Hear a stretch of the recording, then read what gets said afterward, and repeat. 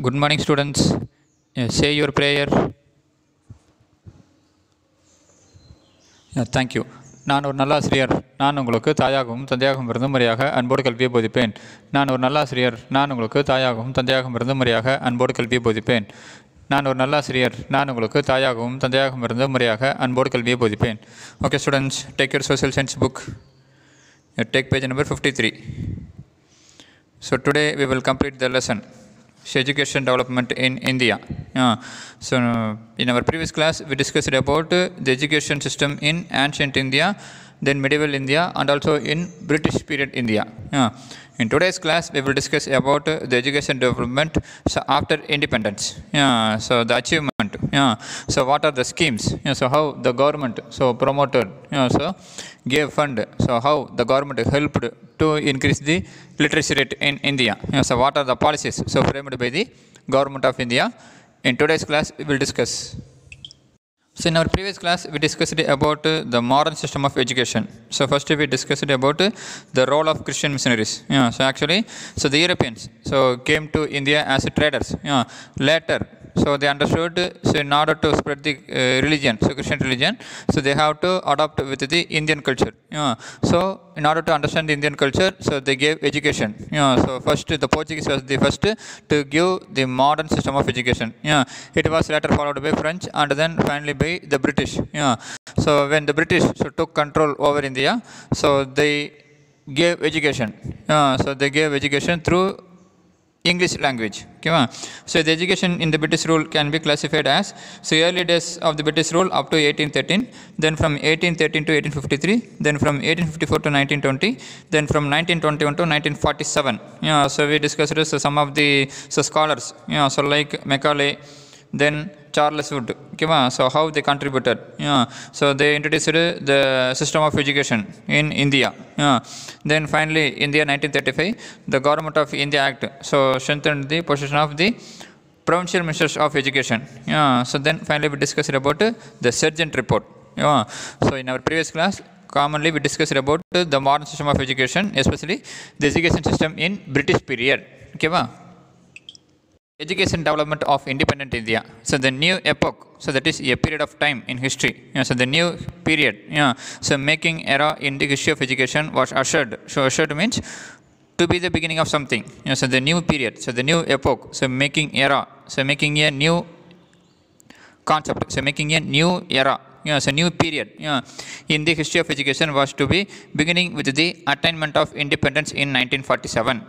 So the new period in education started with the achievement of independence in 1947.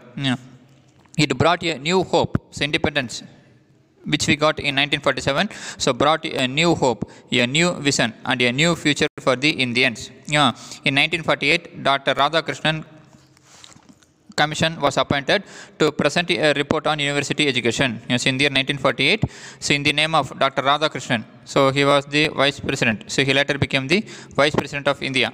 So in the year 1948, Dr. Radhakrishnan Commission was appointed to present a report on university education. So in order to the commission's recommendation, University Grand Commission was constituted to determine the standard of higher education. So in order to in case of, so in the recommendation made by Dr. Radhakrishnan Commission, University Grants Commission UGC was constituted to determine the standard of higher education.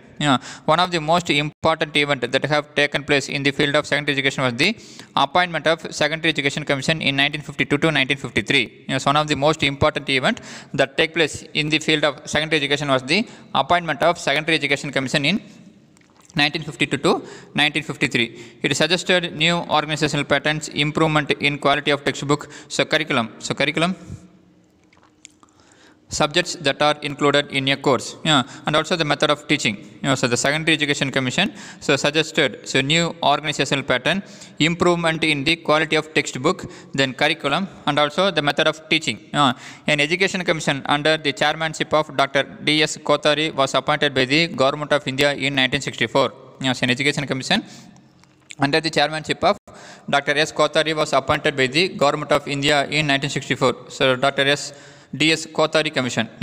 So he As per his recommendation, so free and compulsory primary education for all the children up to the age of 14 years and uniform educational structure. So he suggested free and compulsory primary education for the children up to the age of 14 years and the uniform educational pattern. So that is 10 plus 2 plus 3. So what is that 10 plus 2 plus 3? So after completing 10th standard, so there is 2 years higher secondary course. So plus 1 plus 2. Then plus 3 means so degree course. So normally if you take any degree, so except professional degree, if you take any arts degree, science degree, so it is 3 years. So this pattern was recommended by Dr. D.S. Kothari. So 10 plus 2 plus 3. So was its main recommendation. So the new epoch, so making era in the history of education was started with the attainment of independence in 1947. It brought a new hope, a new vision, a new future for the Indians. In 1948, so Dr. Radhakrishnan, so he later became the Vice President of India. Then, his birthday was celebrated as Teachers' Day. So Dr. Radhakrishnan Commission was appointed to present a report on university education. In pursuance of the Commission's recommendation, University Grants Commission was constituted to determine the standard of higher education. So the most important event that have taken place in the field of secondary education was the appointment of Secondary Education Commission in 1952 to 1953. So the Secondary Education Commission suggested new organizational patterns, improvement in quality of textbook, curriculum and methods of teaching. An Education Commission under the chairmanship of Dr. D.S. Kothari was appointed by the Government of India in 1964. So free and compulsory primary education for all the children up to the age of 14 years and uniform educational structure of 10 plus 2 plus 3 pattern were its main recommendation. Then the national policy on education. So the first national educational policy of 1968 marked a significant step in the history of education in post-independent India. So the first national education policy of 1968 marked a significant step in the history of education in post-independent India, that is after independent. It aimed to promote national progress, a sense of common citizenship and culture, and to strengthen national integration. It aimed to promote national progress, a sense of common citizenship and culture, and to strengthen the national integration. So the national policy on education, so introduced in the year 1968. So significant step in the history of education in independent India. So it aimed to promote national progress, a sense of common citizenship and culture, and to strengthen the national integration. In 1986, the Government of India introduced a new education policy. So in the year 1986, it's already 1968, there's a policy, new education policy. In the next, so the next education policy was introduced in the year 1986. The aim of new education policy was to transfer a static society into a vibrant one with a commitment to development and change. So the new education policy, which was introduced in the year 1986, and its aim was to transfer a static society into a vibrant one, so into an energetic one, with a commitment to develop and change. It emphasized on equal opportunities for marginal sections of the country and removal of disparity and removal of the difference through scholarships, adult education, and open universities, especially for rural India. So the new education policy, so 1986, so emphasized on equal opportunities for the marginalized sector. So that is, so the low caste sector of the country, and the removal of disparity, so and the removal of the difference, so the caste difference and also the economic difference. So they gave scholarships and adult education, and they opened universities, especially in the rural areas. The new education policy called for a child-centered approach in primary education and launched Operation Blackboard to improve the primary schools nationwide. So the new education policy of 1986 called for a child-centered approach. So they gave importance to primary education. So they launched Operation Blackboard to improve the primary schools nationwide. So the Government of India introduced a new education policy in the year 1986. So it wanted to, so the new education policy aim was to transfer a static society into a vibrant one. It emphasized on equal opportunities for the marginal sections of the society, and they provide scholarships, adult education, and open universities, especially for rural India. The new education policy called for a child-centered approach in primary education and launched Operation Blackboard So it was a famous one. So during 1990s, yeah, and launched Operation Blackboard to improve the primary schools nationwide. So the new education policy was revised again in 1992. So the first new education policy introduced in the year 1968. Then in the year 1986. So the new education policy of 1986 so launched Operation Blackboard. Then the new education policy was again revised in 1992. It envisaged the formulation of a national curriculum framework, emphasis on in service education, improvement of facilities, and streamlining the evaluation system at the secondary stage. So the new education policy revised again in 1992. So to give importance to the formation of national curriculum framework. So national level, so education system. So national level, so subject, so common for all over India. Then emphasis on in service education, improvement of facilities, so improvement of facilities in the education institutions, and streamlining the evaluation system at the secondary stage, and guiding the evaluation system at the secondary stage. So the new education policy revised again in 1992. So next, Sarva Shiksha Abhiyan and Rashtriya Madhyamik Shiksha Abhiyan. The Sarva Shiksha Abhiyan is the Government of India's flagship program that was launched in 2000 to 2001 to achieve universal elementary education. So the Sarva Shiksha Abhiyan, so the Government of India's flagship program, so the important program that was launched in the year 2001 to achieve universal elementary education. So SSA is now the primary vehicle for implementing the provisions of the Right of Children to Free and Compulsory Education Act 2009 RTE. So the RTE, Right to Education, provides for free and compulsory education to all the children from the age of 6 to 14 years. So the Sarva Shiksha Abhiyan, so one of the important program of Government of India launched in the year 2001. So in order to achieve the universal elementary education, SSA is now the important vehicle, so the primary vehicle for implementing the provisions included in the right of the children to get free and compulsory education. So 2009, so RTE Act, which was introduced in the year 2009. So RTE, Right to Education, provides for the free and compulsory education to all the children from the age of 6 to 14.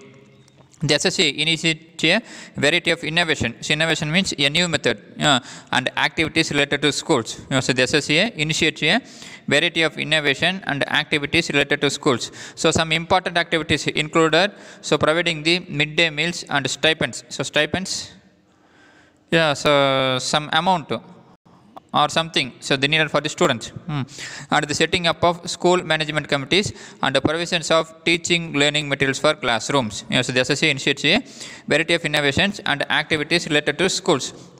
Some important activities included the providing midday meals and stipends for the students, and also the setting up of school management committees and the provisions, so the needs of teaching learning materials for the classrooms. So not only, so they gave, so they provided the education, and also the materials, so needed for the students, so for the learnings. So the RTE provided the Sarva Shiksha Abhiyan, so one of the important program launched by the Government of India in the year 2001.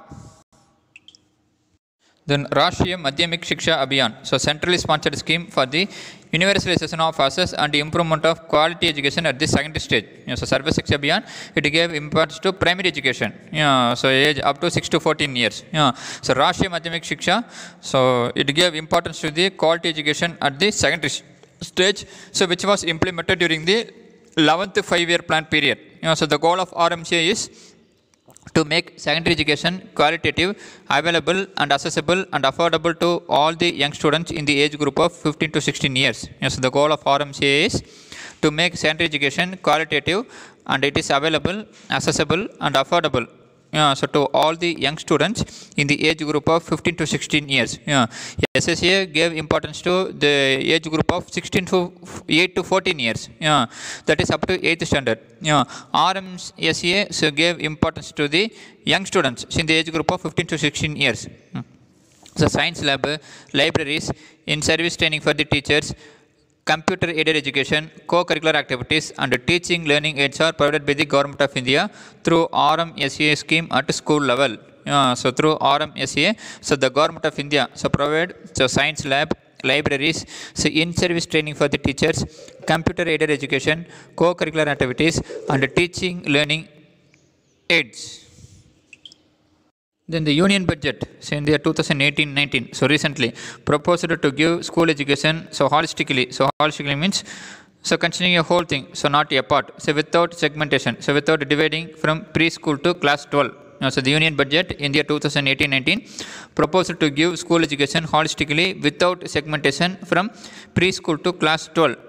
Samagra Shiksha, and to be prepared with the broad goal of improving school effectiveness measured in terms of equal opportunities and equable learning outcomes. It subsumes the schemes SSA and RMSA. It substitutes the two schemes SSA and RMSA. In 2017, a committee was constituted by the Ministry of Human Resource Development to draft the National Education Policy. So in 2017, a committee was formed so by the Ministry of Human Resource Development to draft the new education policy. This committee submitted its report in 2019. So the union budget, the 2018-19 proposed to give school education so holistically, so considering a whole thing without changing, without dividing from preschool to class 12, so giving equal importance to all the standard. Samagra Shiksha, so to be prepared with the broad goal of improving school effectiveness measured in terms of equal opportunities and equable learning outcomes. So it subsumes the schemes SSA and RMSA. In 2017, a committee was constituted by the Ministry of Human Resource Development to draft the new education policy. So this committee submitted its report in 2019. So next, education development in Tamil Nadu. So till now we discussed about education development in independent India. So first the Radhakrishnan Commission appointed in the year 1948. Then the Dr. D.S. Kothari Commission, so which suggested the education structure of 10 plus 2 plus 3.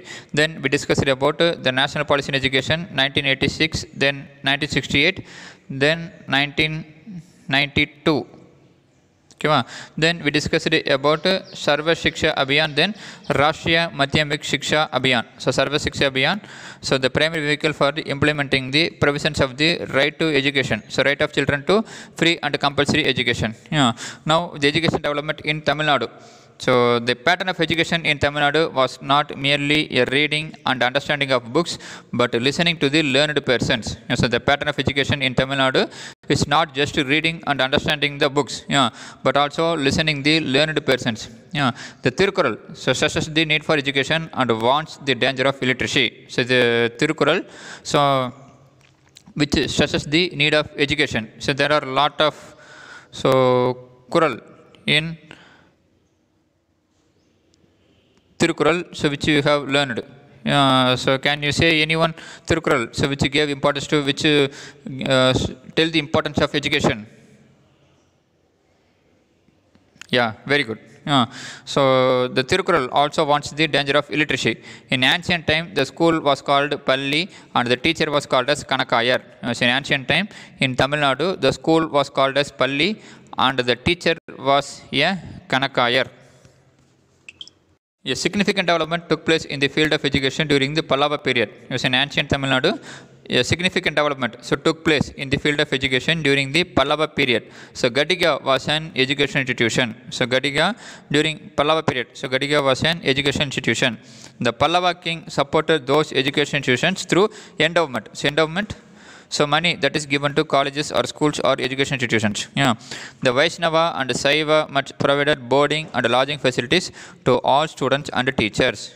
So the Vaishnava and Saiva much were provided with boarding and lodging facilities to all the students and teachers. So like hostels nowadays are there now. So during the Pallava period itself, there are some boarding and lodging facilities, education institutions are there. A significant development took place in the field of education during the Pallava period. So Gadiga was an education institution. The Pallava kings supported those educational institutions through endowments. So the Vaishnava and the Saiva much provided boarding and lodging facilities to all the students and teachers. So Yuan Shuang, so from China, a famous scholar, and also a famous traveler. So gives a graphic picture about Kanji Buddhist Center and Kanji was considered as the main center of learning. So Yuan Shuang give a graphic picture about Kanji Buddhist center, and also Kanji was considered as the main center of learning during the Pallava period.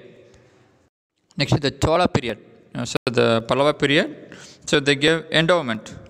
Then the Chola period was the most brilliant and creative period in the Tamil literature. So the Chola period was the most brilliant and creative period in the Tamil literature.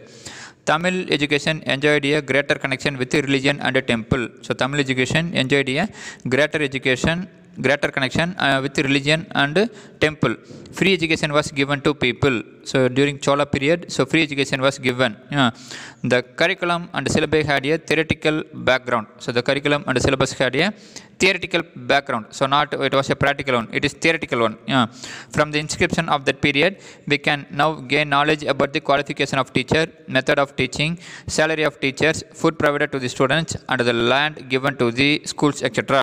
So from the inscriptions of the Chola period, we came to know about the qualification of a teacher, method of teaching, salary of teachers, food provided to the students, and the land given to the schools, etc. Rajaraja Chaturvedi Mangalam was the famous seat of Vedic college, so which was in Ennairam. So in former South Arcot district. So Rajaraja Chaturvedi Mangalam. It was a famous place for Vedic college. So there they taught Vedas. So now it was in Ennairam, so which was in former South Arcot district. At Tirubvanai, so near Pondicherry, so Vedic college developed. So at Tirubvanai near Pondicherry, Vedic college developed. Then Tiruvidaikkaalai inscription mentions a library. Then a inscription, so which was in Tiruvidaikkaalai, so mentions about a library. Then Tiruvadurai inscription of Veerarajendra refers to a medical school. So Tiruvadurai inscription so of Veerarajendra Chola so refers to a medical school. So there are a lot of inscriptions. So first the Rajaraja Chaturvedi Mangalam. So a famous seat for Vedic college. Then at Tirubvanai also we can see a Vedic college. Then Tiruvidaikkaalai inscription mentions about a library. Then Tiruvadurai inscriptions of Veerarajendra refers to a medical school. So this shows that during the Chola period, education was also given more importance. So free education was given to people.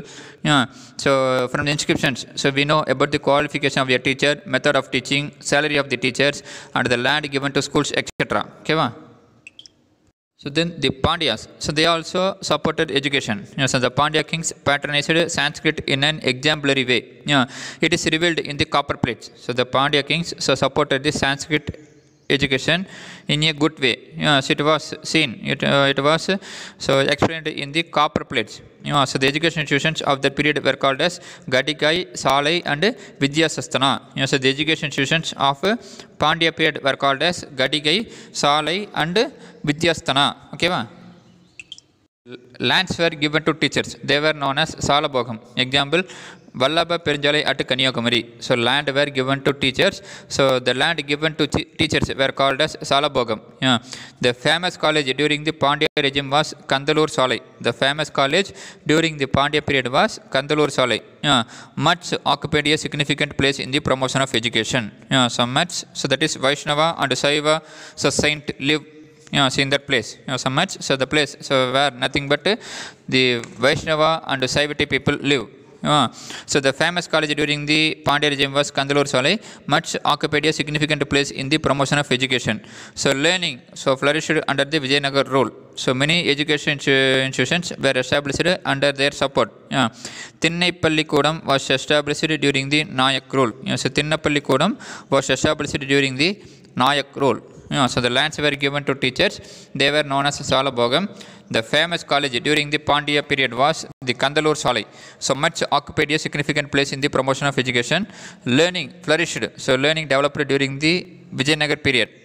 So many education institutions were established under their support. So Thinnapallikodam was established during the Nayak rule in Tamil Nadu.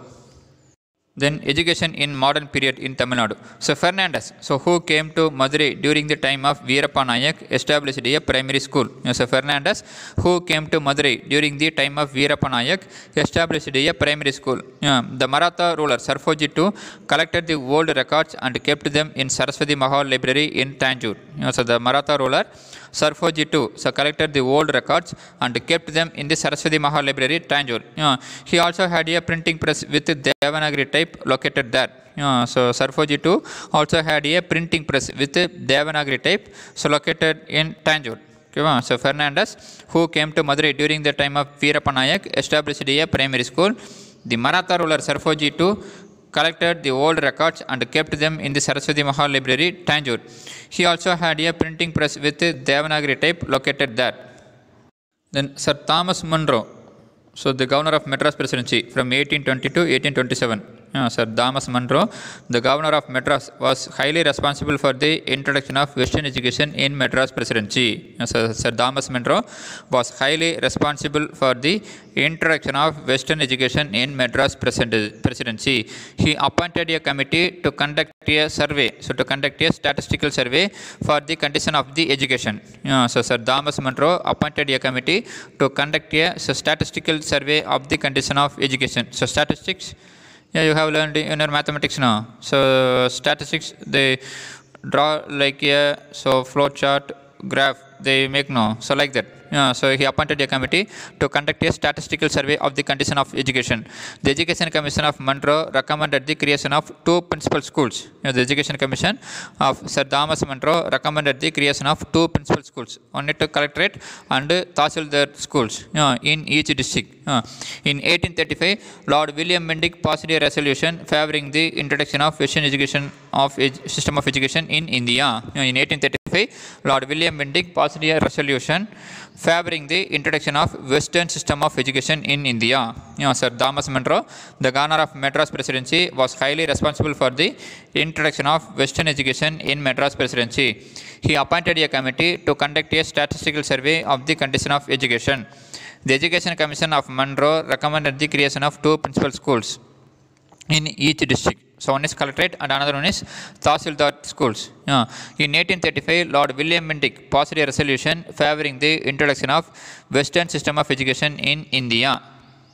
The Woods Dispatch of 1854 introduced the Department of Public Instruction in Madras Presidency. So Charles Woods Dispatch of 1854 introduced the Department of Public Instruction in Madras Presidency. Grant in aid. So grant in aid. So sum of money given to education. So grant in aid was given to schools. The Madras University was founded in 1857. It was the first university in Tamil Nadu under the British rule. So Madras University, which was founded in the year 1857, was the first university in Tamil Nadu under the British rule. In 1882, the Local Board Act was passed. So the board was empowered. So the board was given power to open new schools and to get grant from the government. So in 1857, Madras University was founded. So the first university in Tamil Nadu under the British rule. In 1882, the Local Board Act was passed. So the board was given power to open new schools and to get grant and to get money from the government. So by 1938, all subjects except English were taught in Tamil in schools. So by 1938, all subjects except English were taught in Tamil in schools. Then in the year 1929, Annamalai University was founded at Chidambaram. So in 1929, Annamalai University was founded at Chidambaram. So this was the next step in the development of higher education. So Annamalai University, which was founded in the year 1929, so the next step in the development of higher education. Education system since independence. So free education at the secondary level was introduced in 1964 to 1965. So free education at the secondary level was introduced in 1964 to 1965. The Gandhigram Rural College was established in 1975. Since 1971, distance education has also been introduced in Tamil Nadu to educate those who could not go to colleges. So free education at the secondary school level was introduced in 1964 to 1965. The Gandhigram Rural College was established in 1975. So since 1971, distance education has also been introduced. So distance education means, so they can't, the students, so those who can't go to colleges, so they can learn from their home itself.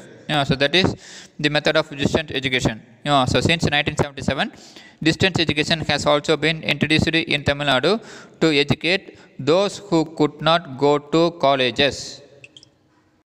In 1956, midday meal program was introduced in schools.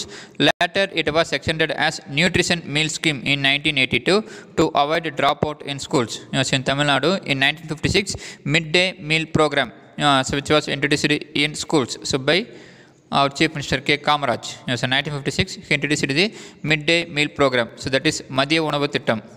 Then later it was extended as nutrition meal scheme in 1982. So it was introduced by M.G. Ramachandran, so the former Chief Minister of Tamil Nadu. So it was called as Sattunavu Thittam. So later it was extended as nutrition meal program in 1982 in order to avoid dropout in schools. Since 1986, several changes have taken place to meet the changing dynamic of the society in keeping with the national policy of education. So since 1986, there are a lot of changes so took place in education system in Tamil Nadu, so to meet the changing dynamics of the society in keeping with the national policy of education. Okay students, so today's class we discussed about the education development of independent India, then education development in Tamil Nadu. So in India we discussed about the commissions. So first the Radhakrishnan Commission, then Dr. D.S. Kothari Commission. Then we discussed about the national policy of education. So first in the year 1968, then in the year 1986, then 1992. Then we discussed about Sarva Shiksha Abhiyan, then Rashtriya Madhyamik Shiksha Abhiyan. Then finally we discussed about the new educational policy of 2019. So the government submitted its report in 2019. So now the issue is going on. So the new education policy. So try to collect some information about the new education policy of 2019. Then we discussed about the education development in Tamil Nadu. So first from the Pallava period, then during Chola, then Pandya period. Then the education system in modern India. So first, so Fernandez, so he established a primary school in Madurai. Then we discussed about the Maratha ruler Sarfoji too. So he had a library in Tanjore, so which is called as Saraswati Mahal Library. Then he also had a printing press with Devanagari type. Then we discussed about Sir Thomas Munro, so the governor of Madras, so who introduced the Western education in Madras Presidency.